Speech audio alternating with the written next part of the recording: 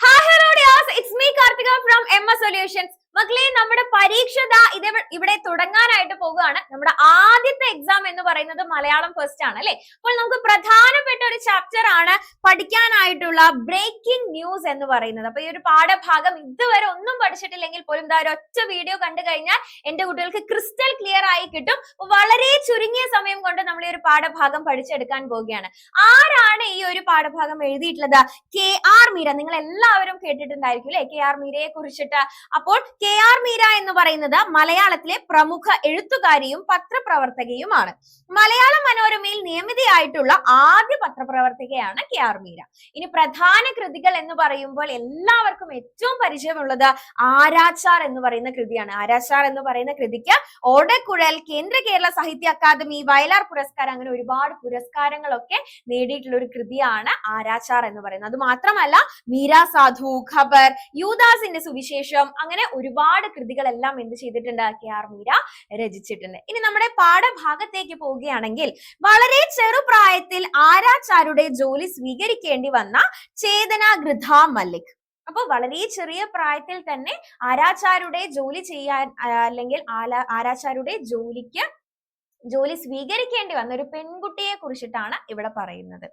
ചേതന ഗൃഥ മല്ലിക്കിന്റെ കുടുംബം പാരമ്പര്യം ആരാച്ചാർമാരുടേതാണ്. അവരുടെ കുടുംബം മൊത്തത്തിൽ എന്താണ്? അവരുടെ കുടുംബത്തില് അവര് പാരമ്പര്യമായിട്ട് എന്തായിരുന്നു? ആരാച്ചാർമാരായിരുന്നു. അച്ഛൻ ഫണിഭൂഷൺ മല്ലിക്കിന്റെ പിന്തുടർച്ചക്കാരിയായിട്ടാണ് ചേതന ഈ ജോലി ഏറ്റെടുക്കുന്നത് അല്ലെ. പിന്തുടർച്ച എന്ന് പറഞ്ഞു കഴിഞ്ഞാൽ എന്താണ്? നമ്മുടെ അപ്പൂപ്പൻ അല്ലെങ്കിൽ ഗ്രാൻഡ് ഫാദർ. അച്ഛൻ കഴിഞ്ഞാൽ അച്ഛന് കിട്ടും, അച്ഛൻ കഴിഞ്ഞാൽ അച്ഛന്റെ മകനാണെങ്കിൽ മകൻ, അല്ലെങ്കിൽ മകളാണെങ്കിൽ മകൾക്ക് കിട്ടും. അതിനെയാണ് നമ്മൾ പിന്തുടർച്ച എന്ന് പറയുന്നത്. ഓക്കെ. ബലാത്സംഗ കേസിൽ ശിക്ഷിക്കപ്പെട്ട യതീന്ദ്രനാഥ് ബാനർജിയെ തൂക്കിക്കൊല്ലാൻ ചേതനയെ നിയോഗിച്ചിരിക്കുന്നു അല്ലെ. അപ്പൊ ഒരു ബലാത്സംഗ കേസിൽ തൂക്കിക്കൊല്ലാൻ വിധിക്കപ്പെട്ട ഒരു കുറ്റവാളി എന്തുണ്ടായിരുന്നു? അവിടെ ഉണ്ടായിരുന്നു. അയാളെ തൂക്കിക്കൊല്ലാനായിട്ട് ആരെ നിയോഗിക്കുകയാണ്? ചേതനയെ നിയോഗിക്കുകയാണ്. ലോകത്താദ്യമായി ആരാച്ചാരുടെ ജോലി ചെയ്യേണ്ടി വരുന്ന പെൺകുട്ടി എന്ന വിശേഷണം ചേതനയ്ക്ക് ലഭിക്കുന്നു അല്ലെ. നമ്മൾ എപ്പോഴും എന്താണ്? ആരാച്ചാർ എന്നൊക്കെ പറയുമ്പോൾ ഒരു പുരുഷനെയാണ് നമ്മൾ എപ്പോഴും സങ്കല്പിക്കാറുള്ളത് അല്ലെ. അല്ലെങ്കിൽ പുരുഷന്മാർ ചെയ്തു വരുന്ന ഒരു ജോലി എന്ന് പറയുന്ന ആ ഒരു തരത്തിൽ വരുന്ന ഒരു ജോലിയാണ് ആരാച്ചാർമാരുടേത്. അപ്പോൾ കേരളത്തിൽ എന്നല്ല, ഇന്ത്യയിൽ എന്നല്ല, ലോകത്തിൽ തന്നെ ആദ്യമായി ആരാച്ചാരുടെ ജോലി ചെയ്യാൻ ഏർപ്പെടുന്ന അല്ലെങ്കിൽ ഏൽപ്പിക്കപ്പെടുന്ന ഒരു പെൺകുട്ടിയായിട്ട് ആര് മാറുകയാണ്? ചേതന മാറുകയാണ്. പത്രദൃശ്യ മാധ്യമ പ്രവർത്തകർ ചേതനയെ അഭിമുഖം നടത്തുന്നതാണ് പാഠഭാഗം. അപ്പോൾ അങ്ങനെ ഒരു സംഭവം നടക്കുന്ന സമയത്ത് ചേതനയെ പത്രപ്രവർത്തകർ എല്ലാവരും കൂടി അഭിമുഖം ചെയ്യുന്നതാണ് നമ്മുടെ ഈ ഒരു പാഠഭാഗത്ത് അല്ലെങ്കിൽ നമ്മുടെ ഒരു പാഠസന്ദർഭം എന്ന് പറയുന്നത്. ഇവിടെ ലൈവ് അഭിമുഖമാണ് നടക്കുന്നത്. ഓക്കെ. അപ്പൊ ഇവിടെ ലൈവ് എന്ന് പറഞ്ഞു കഴിഞ്ഞാൽ നിങ്ങൾക്ക് അറിയാലോ, നിങ്ങൾക്ക് അപ്പപ്പോ നടക്കുന്ന കാര്യങ്ങൾ നേരിട്ട് അപ്പൊ തന്നെ നമുക്ക് കാണാൻ പറ്റും. അതിനെയാണ് നമ്മൾ ലൈവ് എന്ന് പറയാം. നമ്മുടെ ലൈവ് ക്ലാസ്സുകളൊക്കെ പോലെ തന്നെ പല ചാനലുകാരും മിടുക്ക് കാട്ടി മുന്നോട്ട് വരുന്നതിന് മുൻപ് തന്നെ സഞ്ജീവ് കുമാറിന്റെ ക്യാമറാമാൻ തക്കം പാർത്ത് നിൽക്കുന്നുണ്ടായിരുന്നു അല്ലെ. അപ്പൊ സഞ്ജീവ് കുമാറിന്റെ ക്യാമറാമാൻ എന്താണ്? ബാക്കിയുള്ളവരെല്ലാവരും ഇടിച്ചു കയറിയിട്ട് വരുന്നതിന് മുന്നേ ആദ്യം തന്നെ ആളെന്ത് ചെയ്തു? വേഗം തന്നെ ചോദ്യം ചോദിക്കാനായിട്ട് മുന്നോട്ടേക്ക് ചെന്നു. ഒരു മാധ്യമ പത്രപ്രവർത്തകന്റെ എല്ലാ മട്ടും ഭാവവും അതിലെടുത്തിരുന്നു. ലോകത്തിലെ ആദ്യത്തെ ആരാച്ചാർ ആയതിനെ പറ്റി ചോദിക്കുന്നു അല്ലെ. നിങ്ങളാണ് ആദ്യത്തെ സ്ത്രീ അല്ലെ, സ്ത്രീ ആയിട്ടുള്ള ഒരു ആരാച്ചാർ, അതിനെ പറ്റി ചോദിക്കുകയാണ്. ജോലി കിട്ടിയതിൽ സന്തോഷിക്കുന്നുവോ എന്ന് സഞ്ജീവ് കുമാർ ചോദിക്കുകയാണ് അല്ലെ. ഈ ഒരു ജോലി കിട്ടിയതിൽ സന്തോഷമുണ്ടോ എന്ന് ചോദിക്കുകയാണ് സഞ്ജീവ് കുമാർ ചേതനയോട്. അതിന് ഉത്തരമായി ലോകത്തിലെ എല്ലാ സ്ത്രീകൾക്കും അഭിമാനിക്കാവുന്ന നിമിഷമാണെന്ന് ചേതന പറയുന്നു അല്ലെ. എനിക്ക് മാത്രമല്ല, എനിക്ക് സന്തോഷമുണ്ട്. എനിക്ക് മാത്രമല്ല, ലോകത്തിലെ എല്ലാ സ്ത്രീകൾക്കും സന്തോഷിക്കാവുന്ന അല്ലെങ്കിൽ അഭിമാനിക്കാവുന്ന ഒരു നിമിഷമാണ് ഇത് എന്ന് പറയാണ് ചേതന. കാരണം എന്താണ്? ഇപ്പോഴും നമ്മുടെ സമൂഹത്തിൽ പുരുഷന്മാർക്ക് ചെയ്യാൻ കഴിയുന്ന ജോലികൾ സ്ത്രീകൾക്ക് ചെയ്യാൻ കഴിയുന്ന ജോലികൾ, അല്ലെങ്കിൽ പുരുഷന്മാർ ചെയ്യുന്ന ജോലികൾ സ്ത്രീകൾക്ക് പറ്റില്ല എന്നൊക്കെ പറയുന്ന രീതിയിലുള്ള വേർതിരിവ് നമ്മുടെ സമൂഹത്തിൽ ഇന്നും നിലനിൽക്കുന്നുണ്ട് അല്ലെ.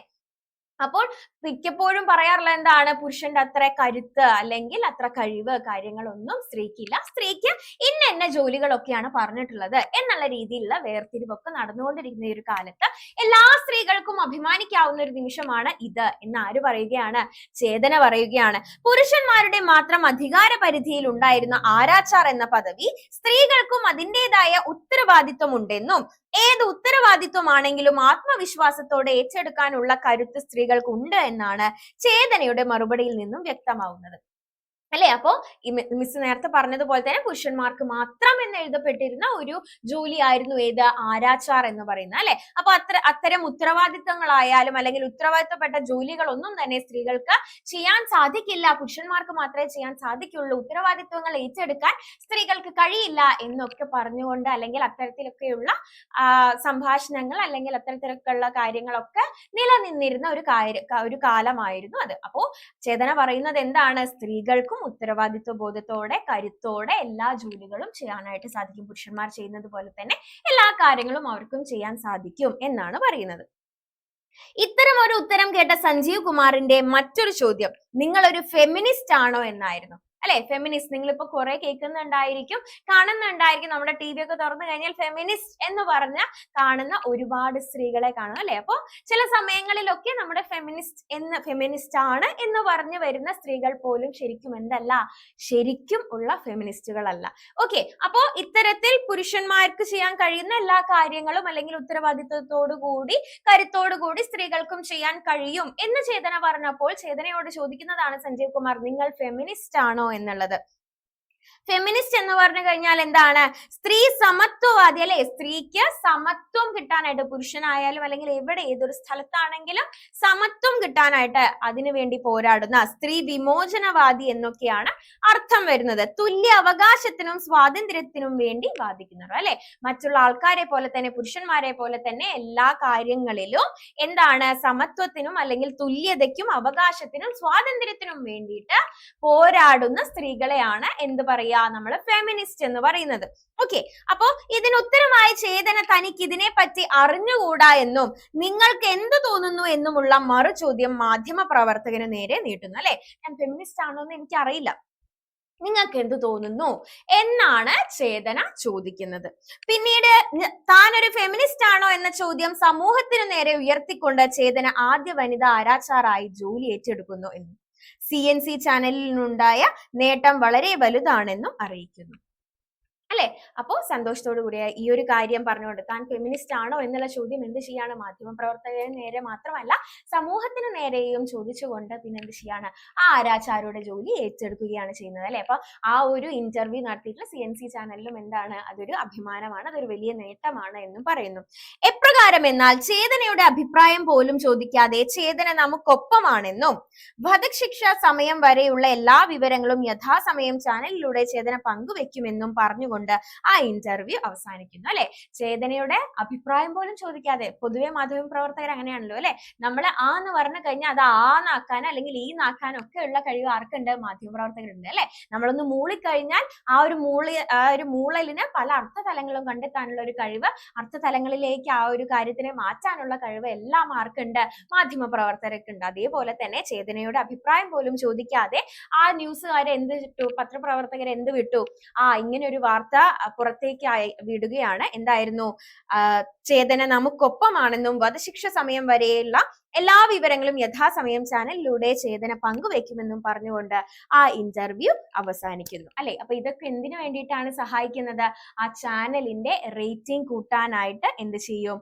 ഈ പറഞ്ഞ കാര്യങ്ങളെല്ലാം സഹായിക്കുന്നതാണ്. ഓക്കെ, അപ്പൊ ഇത്രയുമാണ് നമ്മുടെ ബ്രേക്കിംഗ് ന്യൂസ് എന്ന് പറയുന്ന ഈ ഒരു പാഠഭാഗം. അപ്പൊ ബ്രേക്കിംഗ് ന്യൂസ് എന്ന് പറഞ്ഞു കഴിഞ്ഞാൽ തന്നെ എന്താണ്? അതൊരു വാർത്തയാണ്, അല്ലെ? അപ്പൊ ഒരു വാർത്തയാണ്. ഒരു വാർത്ത എന്ന് പറയുന്ന ഒരു സ്ത്രീ ആദ്യമായി ഒരു സ്ത്രീ ആരാച്ചാരായപ്പോൾ അവരെ ഇന്റർവ്യൂ ചെയ്യുന്ന ഒരു ഭാഗമാണ് നമുക്ക് ഇവിടെ പഠിക്കാനായിട്ടുള്ളത്. ആരാച്ചാർ എന്ന് പറയുന്ന KR മീരയുടെ നോവലിൽ നിന്ന് എടുത്തിട്ടുള്ള ഒരു കുഞ്ഞു ഭാഗമാണ് നമുക്ക് പഠിക്കാനുള്ളത്. അപ്പൊ എന്റെ മക്കൾ എല്ലാവരും എന്ത് ചെയ്യണം? ഈ ഒരു ചാപ്റ്റർ അടിപൊളിയായിട്ട് പഠിക്കണം. നമുക്കിനി എന്ത് ചെയ്യാനുണ്ട്? ഇതിന്റെ ക്വസ്റ്റ്യൻസ് ഒക്കെ നമുക്ക് വരും ദിവസങ്ങളിൽ അടിപൊളിയായിട്ട് പഠിക്കാനുണ്ട്. എക്സാം നമുക്ക് തകർത്തെഴുതാം മക്കളെ. അപ്പൊ നന്നായിട്ട് പഠിക്കാം.